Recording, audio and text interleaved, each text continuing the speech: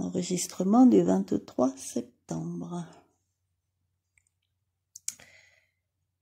Bien, nous fermons les yeux et nous nous détendons de plus en plus profondément à chaque expiration.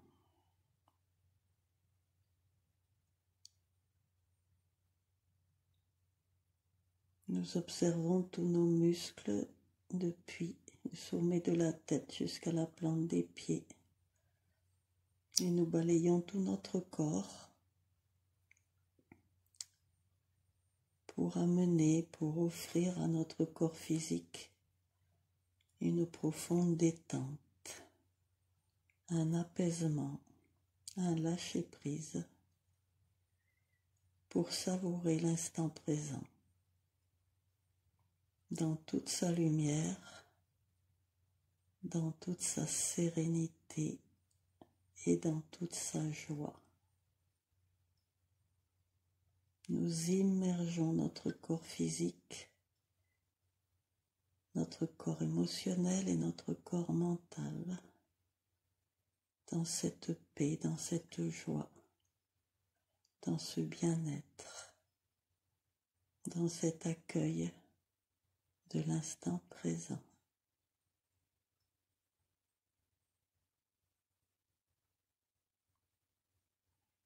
Nous respirons tranquillement. Nous savourons également l'air qui entre dans nos narines et dans notre corps.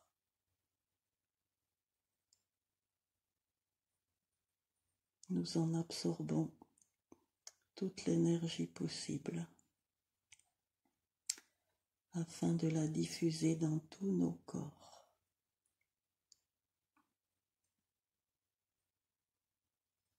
Et nous expirons la détente.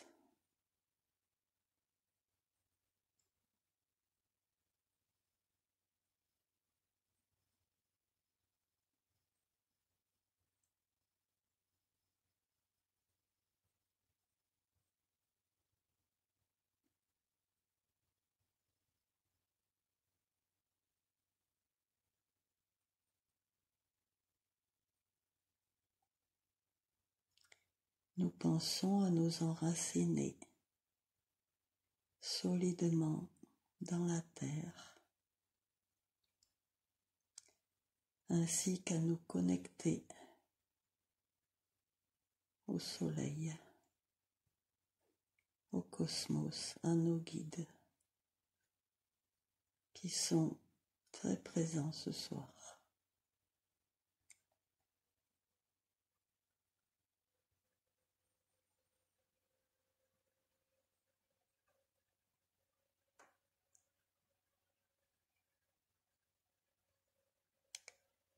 Il me propose de vous raconter d'abord la parabole des porteurs d'eau.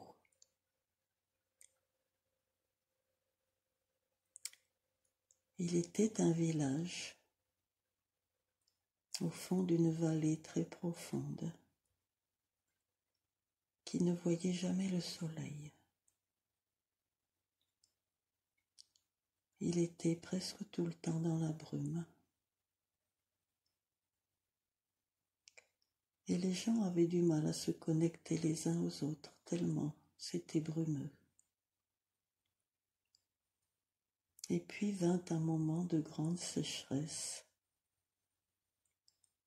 Et le petit torrent qui alimentait toutes les activités du village, qui abreuvait les animaux et les humains, a fini par se tarir en cet été très chaud. Les vieux du village se sont réunis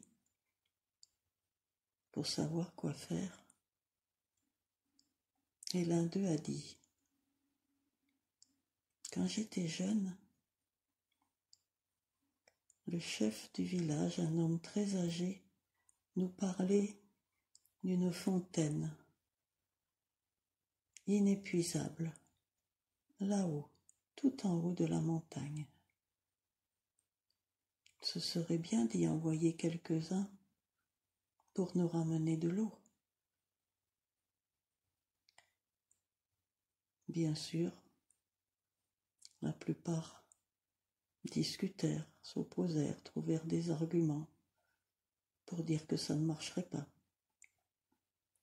que les gens étaient déjà trop fatigués, trop déshydratés pour pouvoir faire cette ascension. Mais finalement, ils se mirent d'accord pour envoyer une centaine de volontaires, les plus costauds, les plus jeunes, avec chacun 10 gourdes à remplir.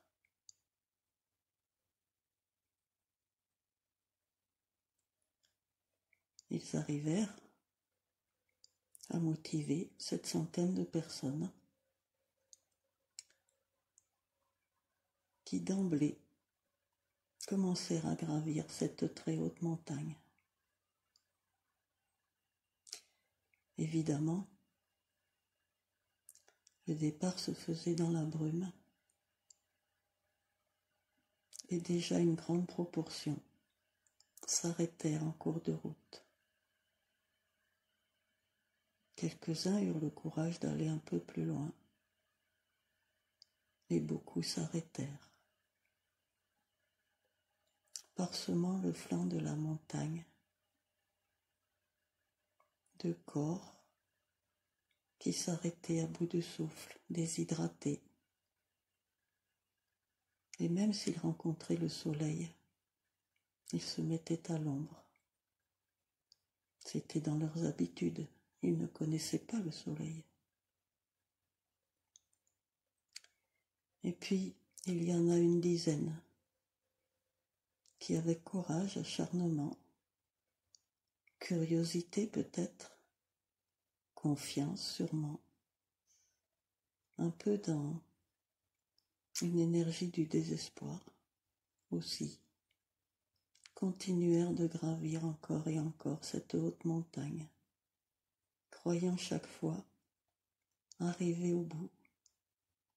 Et à chaque fois qu'ils arrivaient à un petit sommet, une autre étape se présentait. Et puis à un certain moment, au bout de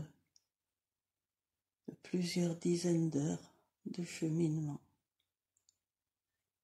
ils entrevirent enfin le sommet. Mais ils étaient peut-être simplement à une centaine de mètres, mais ils n'en pouvaient plus. Alors, certains se dirent,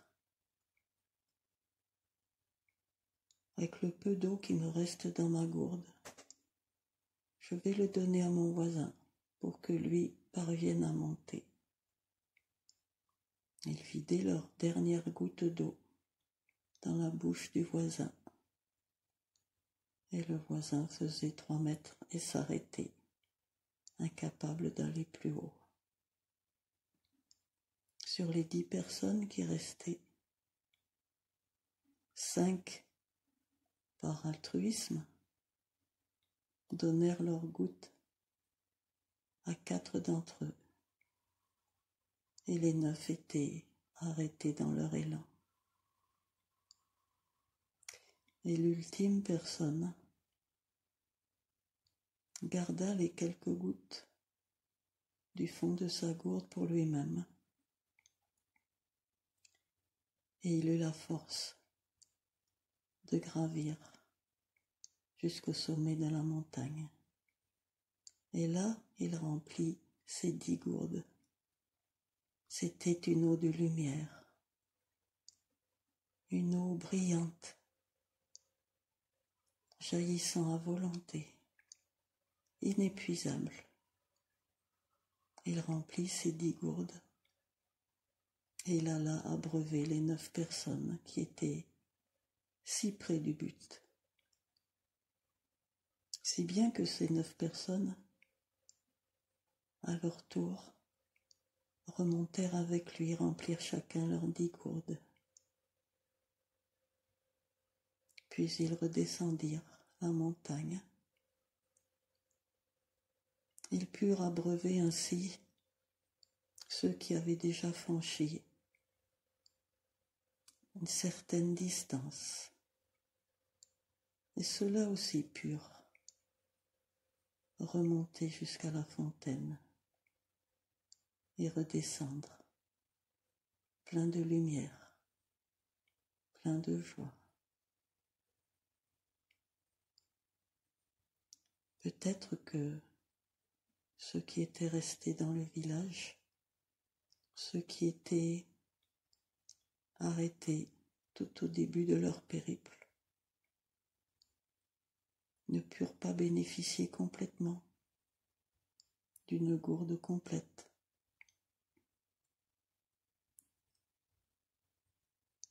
Mais beaucoup furent sauvés, beaucoup furent remplis de lumière, beaucoup purent mener une vie plus saine, plus aimante, plus rayonnante, et reconstruire un village plus vivant jusqu'aux pluies suivantes. Après, la légende se répandit parmi tous les habitants, et chacun savait qu'en haut de la montagne, désormais, avant d'attendre d'être trop dans l'ombre, ils pouvaient eux-mêmes, chacun s'il le voulait, faire leur chemin et penser à s'abreuver eux-mêmes avant de chercher à sauver les autres. Depuis, le village ne connaît plus le brouillard. Depuis, le soleil descend tous les après-midi jusqu'au village.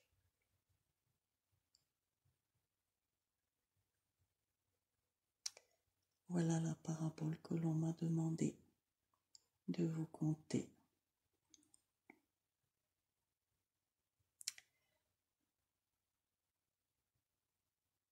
Maintenant, nous allons prendre contact avec nos guides. Tous les guides que l'on connaît sont présents ce soir, et il y en a même d'autres. Ils nous disent que lors de la dernière méditation, nous avons franchi un palier comme il nous a été révélé, et que chacune de nous, sans exception,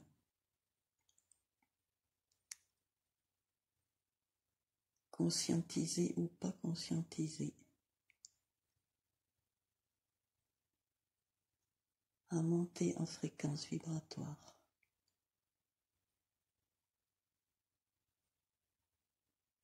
Que chacune a le courage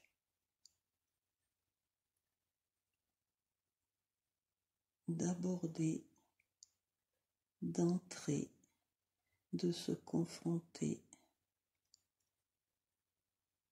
à l'une de ces émotions, à l'un de ces bagages, à l'un de ces boulets, et que chacune doit se donner le temps d'observer sa vie intérieure par rapport à l'émotion qui est montée au niveau de la conscience, que chacune doit ouvrir un dossier intérieur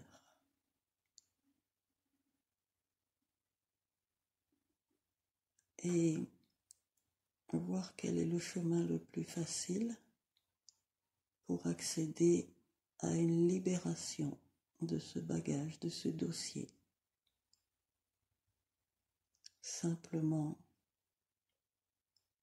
en se plongeant dedans,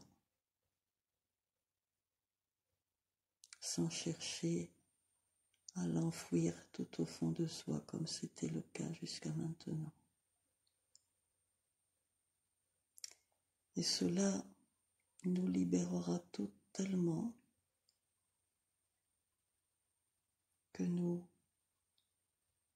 comprendront qu'il est plus agréable, même si c'est quelquefois très prenant, très affolant, d'aller ouvrir des dossiers. Chacune comprendra que la libération est tellement puissante que l'on aura envie de les ouvrir les uns après les autres, en se donnant le temps de faire des pauses.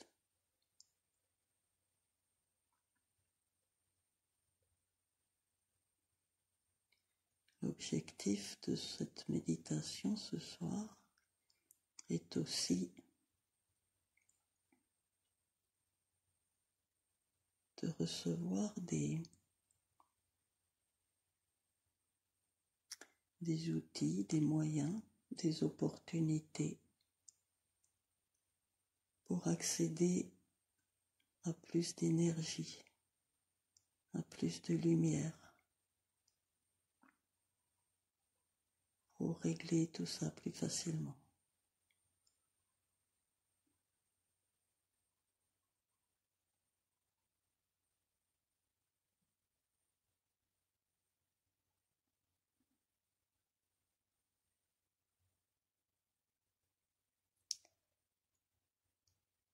Nos guides nous proposent, bien sûr, encore une fois, de leur faire confiance et de les suivre là où ils nous entraînent.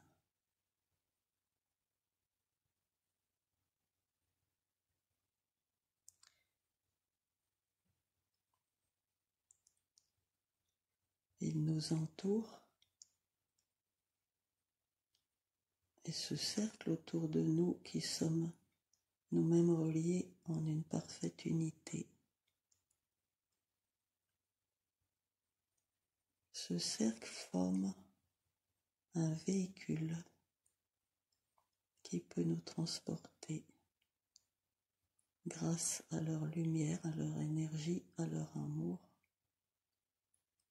et ils nous emmènent dans l'espace, à des années-lumière, au-delà de la Terre. Nous croisons des astéroïdes, des planètes, des étoiles, des nébuleuses, et le spectacle est somptueux. Les couleurs roses, vertes, bleues, or,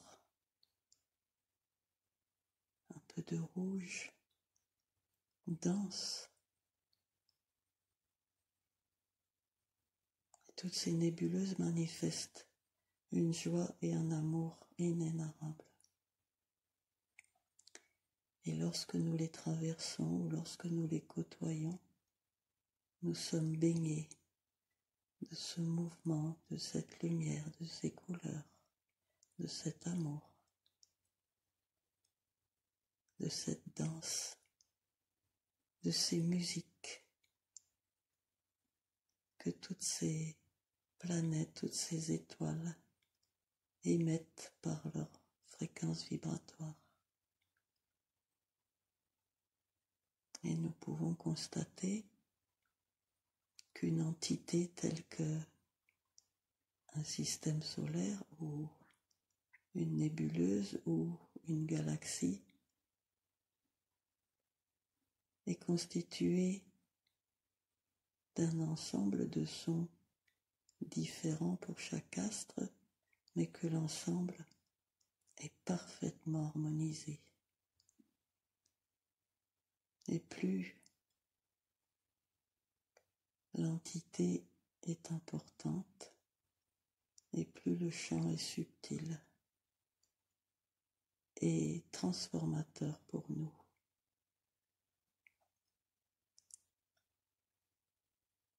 Nous ralentissons notre vitesse à l'intérieur de ce véhicule fait de nos guides et nous atterrissons, si l'on peut dire, en douceur sur une planète une planète à la lumière blanc bleuté qui, quelque part, nous rappelle un peu la lumière de la grotte de Mongolie, mais un peu plus bleu quand même. C'est une vibration plus intense encore que celle des cristaux d'Egmarine.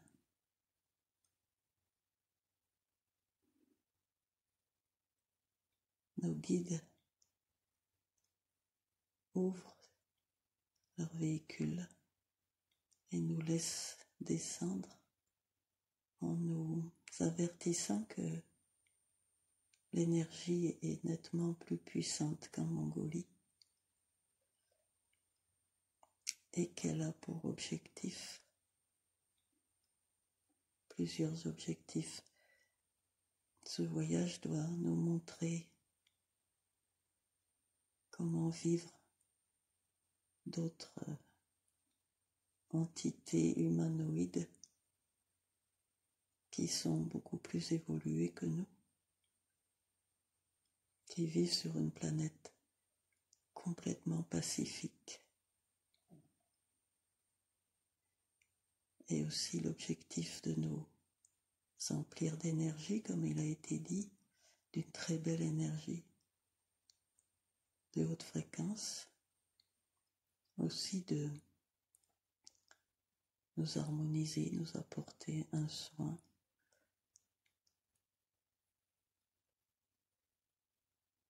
et aussi de continuer d'activer nos fleurs du front et de la couronne. Voilà, ils nous avertissent un peu du programme afin que nous soyons dans l'accueil de ces exercices, que nous nous ouvrions avec joie et gratitude à cette expérience hors du commun.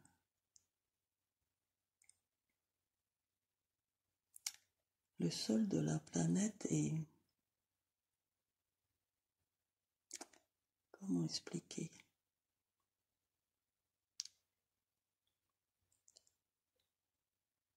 C'est comme si on marchait sur une couche de lumière un peu densifiée. C'est pas solide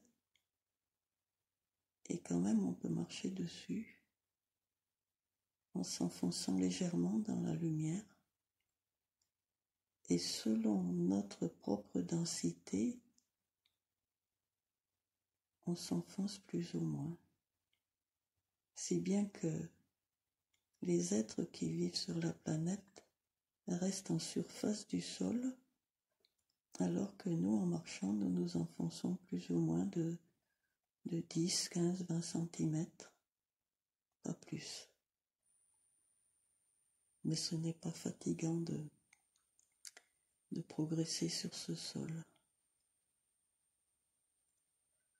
On nous demande de penser à nous enraciner également dans cette planète pour nous connecter aux informations et aux énergies particulières de cette planète en nous avertissant que nous ne recevrons que les énergies que nous sommes aptes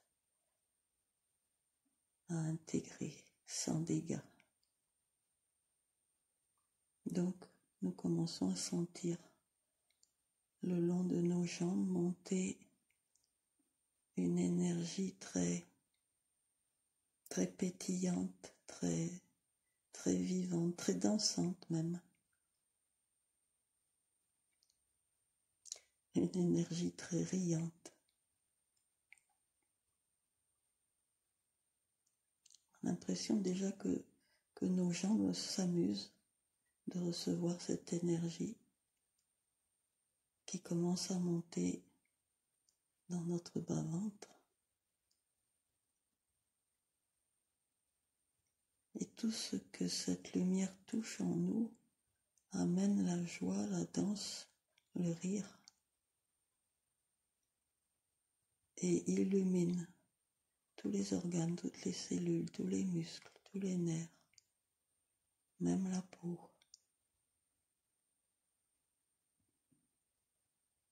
Et cette énergie de la planète continue de monter dans tout notre abdomen, tout doucement, tranquillement.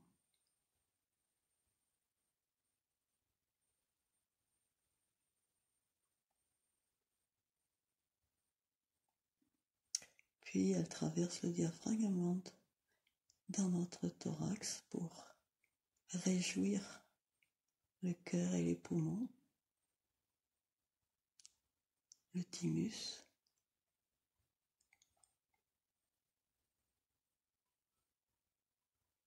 et tous ces organes de rire et de danser.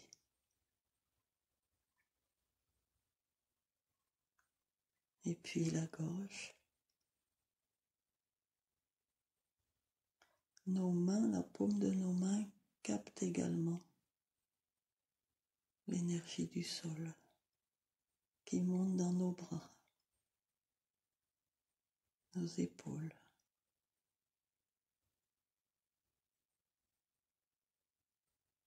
Notre bouche. Imaginons nos gencives, nos joues, notre langue en train de rire et de danser.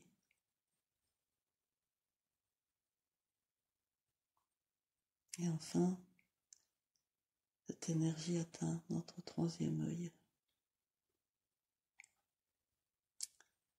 La joie, la lumière, l'amour fait que notre troisième œil s'ouvre et que tous ces pétales s'activent pour la première fois.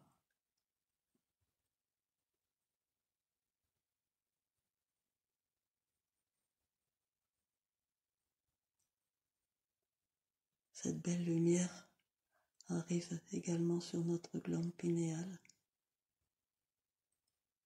qui se met à amplifier son volume de façon spectaculaire.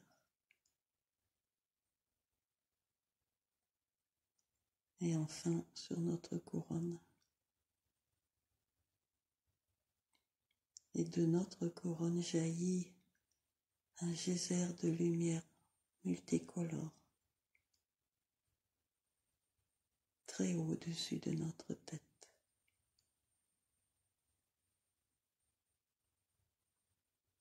C'est alors que nous pouvons voir les êtres humanoïdes qui résident sur cette planète. Ils sont très grands, beaucoup plus grands que nous, et à nouveau une peau bleutée, mais carrément bleue plutôt, beaucoup plus bleue que ceux qu'on avait vus l'autre jour.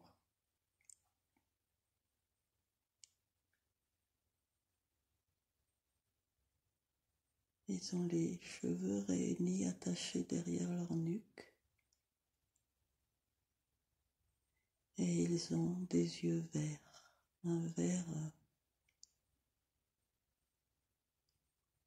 ni très clair ni très foncé, mais très puissant, très beau.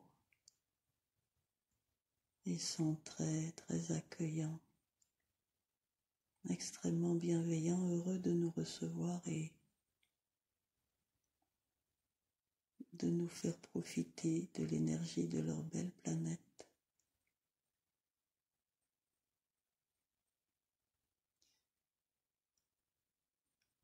Ils sont nombreux autour de nous, un petit peu curieux de nous découvrir, mais surtout heureux de pouvoir nous donner,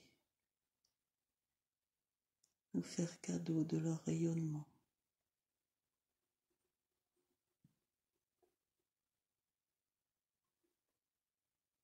Ils sont recouverts d'un espèce d'uniforme qui ressemble à du cuir, mais ça n'en est pas, et qui est lui-même bleuté également. avec des espèces d'épaulettes bizarres. Ils ont tous le même revêtement. Et il y a un extrême respect entre eux.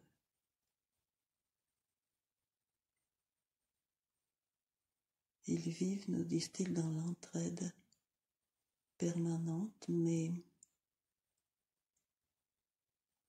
les besoins de chacun sont en général comblés naturellement. L'entraide ne se manifeste que rarement, parce qu'ils vivent dans une harmonie parfaite.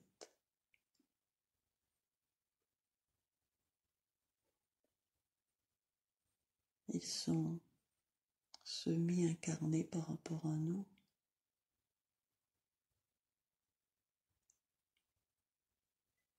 Et les actions qu'ils font sont toujours faites avec joie, sans aucune contrainte, sans aucune obligation. Ils ont joie à construire de très jolies habitations. Ils ont joie à créer des œuvres dans tous les domaines de l'art.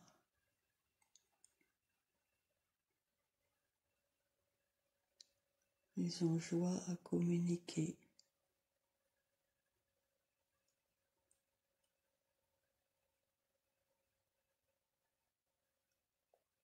Ils sont développés en technologie et sont capables de voyager sur d'autres planètes. Mais ils n'ont pas l'expérience d'être venus sur la nôtre. C'est pourquoi ils sont heureux de nous découvrir.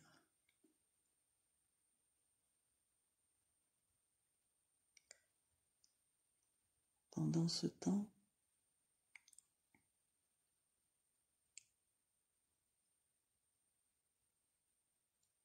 nous continuons de recevoir de très puissantes énergies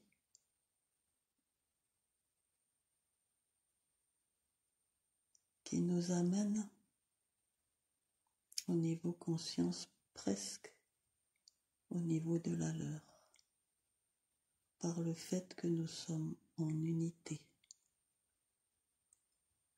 et par le fait que nous sommes dans l'instant, hors du temps et de l'espace, simplement ensemble, une seule étoile présente parmi eux.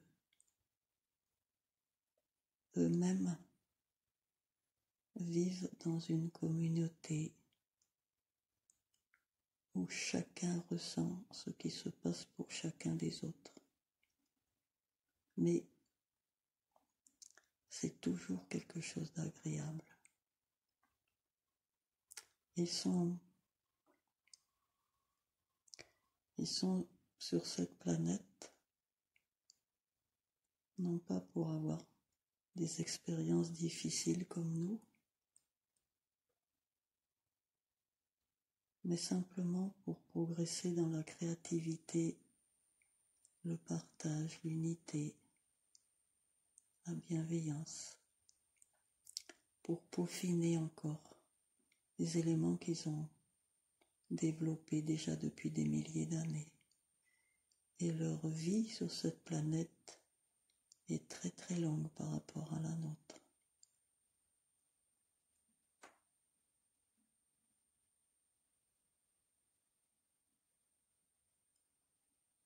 Parmi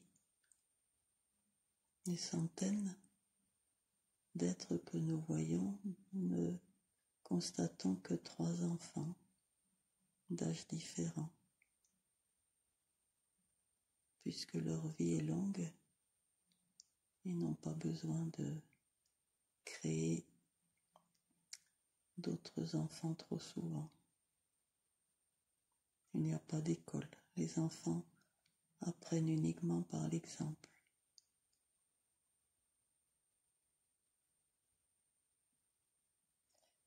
Et il n'y a pas de médecin, car ils sont spontanément en bonne santé. Il n'y a pas de vieillissement.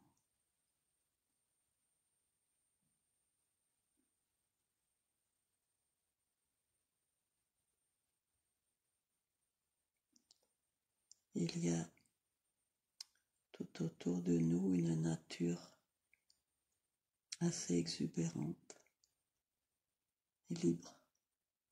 Libre pour les animaux et même pour les végétaux qui sont bien sûr enracinés, mais il n'y a pas de prédation, ça n'existe pas.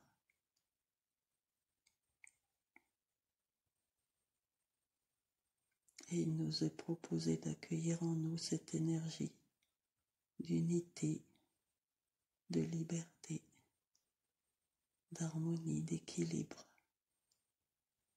de partage, de la laisser remplir toutes nos cellules et en particulier toutes nos fleurs.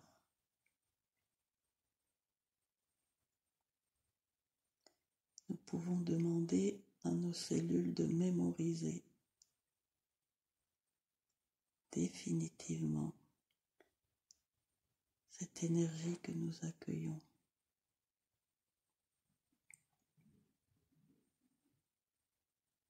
Nos guides sont tellement heureux de constater que nous sommes parvenus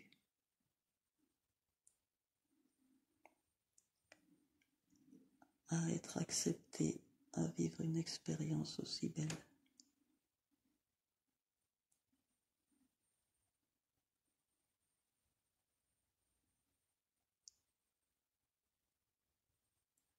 Faisons quelques respirations pour inspirer cette énergie en imaginant que nous l'inspirons par notre troisième œil, qu'à la fin de l'inspiration, elle arrive dans la glande pinéale et qu'à l'expiration, elle diffuse dans toutes nos fleurs et qu'elle rayonne très très loin tout autour de nous.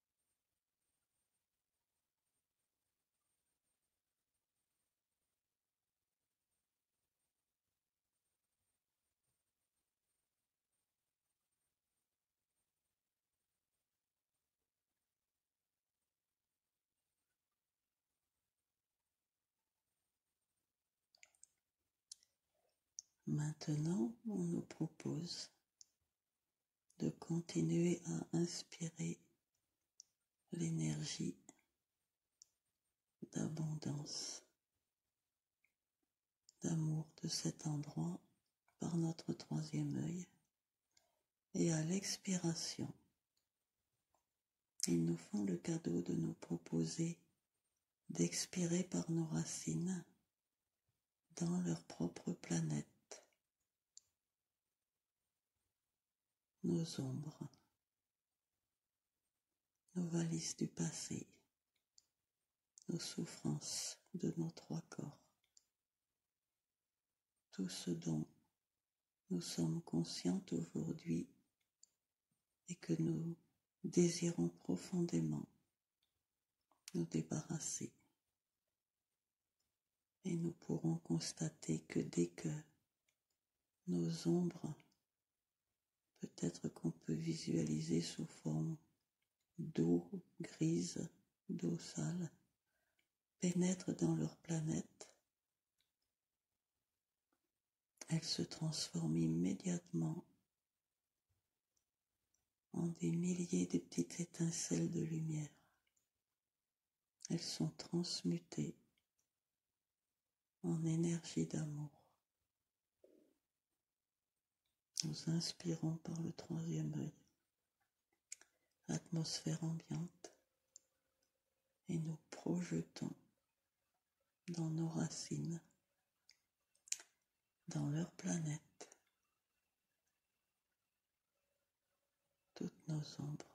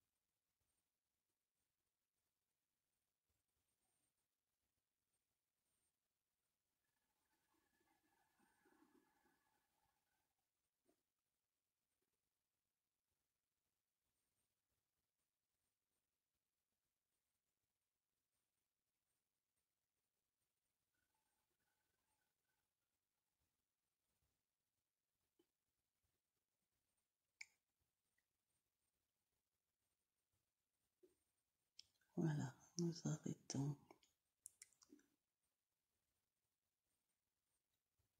d'expirer nos ombres.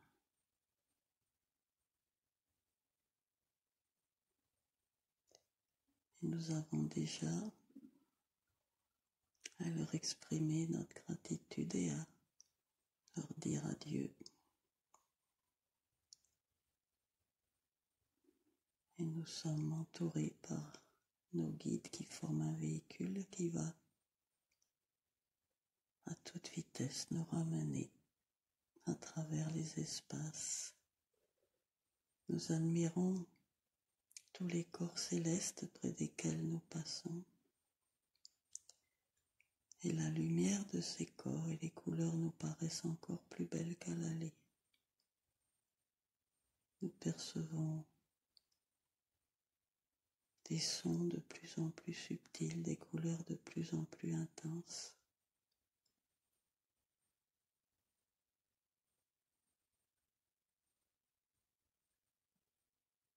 Nous voyons la danse des astres qui circulent de façon mathématique précisément, avec une exactitude parfaite. Et nous sommes comblés de joie en constatant la perfection de la création. Et nous ne voyons pourtant que la création physique, alors que dans d'autres dimensions, c'est encore tellement plus merveilleux.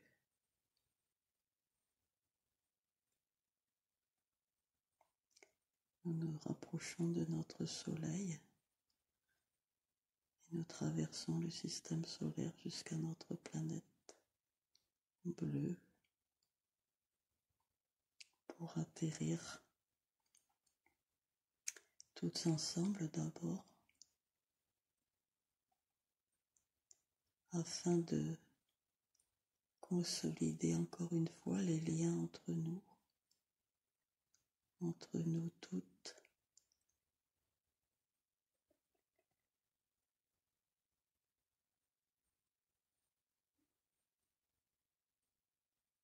Et l'un de nos guides nous précise: pensez à vous abreuver d'abord de lumière et d'amour. Et lorsque vous vous abreuvez et que vous faites le plein, que vous effacez toutes vos ombres, c'est alors que vous rayonnez la lumière de la guérison.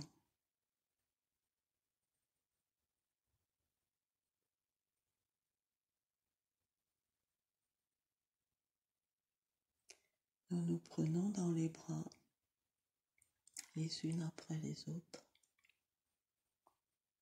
celles qui sont présentes et celles qui nous écouteront plus tard.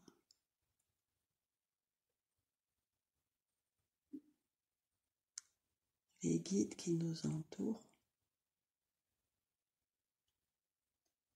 apposent leur main droite à une petite distance qui fait que le bas de leur paume est devant notre troisième œil et le haut de leurs doigts devant notre couronne,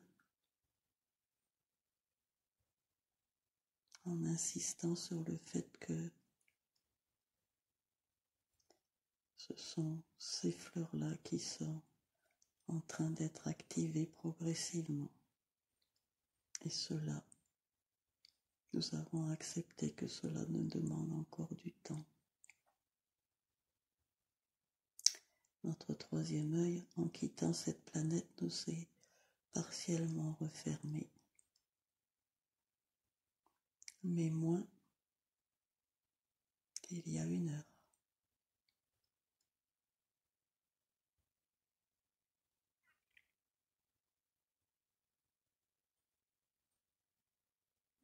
Et nous revenons chacune auprès de notre corps physique, dans l'ici et maintenant, avec joie de le retrouver en bien meilleur état que tout à l'heure.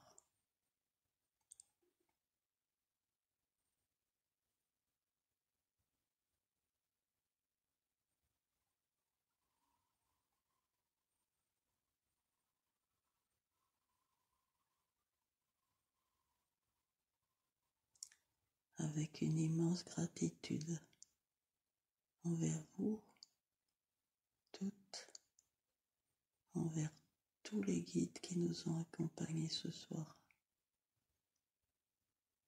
et envers tous les êtres de cette planète qui nous ont si bien accueillis.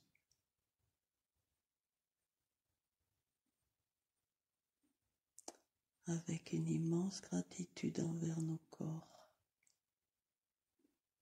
physique, émotionnel, mental et spirituel.